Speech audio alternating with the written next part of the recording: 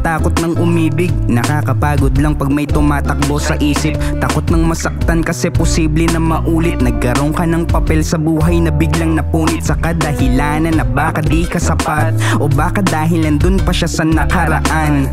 Natatakot ka nang ibuhos ang lahat kasi baka masayang at matapon na naman. Yung pusong huminahon ay ayaw mo nang galitin, di mo na nanaisin. Tao ka nga naman diba, bakit ka gagamitin? Sasapitin ay lungkot nakakabwisit dahil sa naranasan ng sarili ay hindi mo na mapili. Kapiling ang sulok kahit mainit, di na nasisinaga ng araw, dilim na ang humahalili. Piniling matulog at manahimik kaysa ipagsigawang mahal mo yung taong iba ang nasa panaginip. Ibalik ang dati mong ngiti,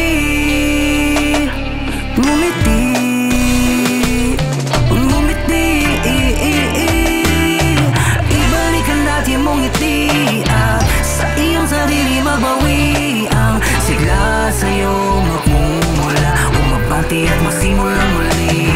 Yung nabigo halos hindi mo na masilip, yung dating ikaw na ang gusto lang naman ay umibig. Naaapektuhan na pati yung nasa paligid, tinatamad ka nang gawin yung dating mga hilig. Ayaw nang lumabas at makihalubilo, walang lakas kahit nakahiga ka lang sa kwarto. Pakiramdam may banas ka kahit kanino, kulang na lang ay layasan ka ng iyong anino. Dahil sa isang problema damay-damay na lahat. Takot kang kumausap at takot maglakad-lakad. Takot kang mahusgahan dun sa maling pinagkalat. Takot kang magustuhan ng panibagong aharap. Ang problema ay di mo masigaw o di mo malabas. Kung natatakot kay subukang ibulong sa taas. Kung takot kang umabante o hindi makapanik, umatras ka lang para ang sarili mo'y ibalik. Ibigin mo ulit. Ibalik ang dati mong ngiti,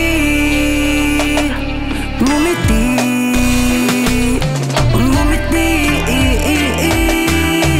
Ibalik ang dati mong ngiti at sa iyong sarili magbawi ang sigla sa'yo magmumula, umabati at masimulang muli.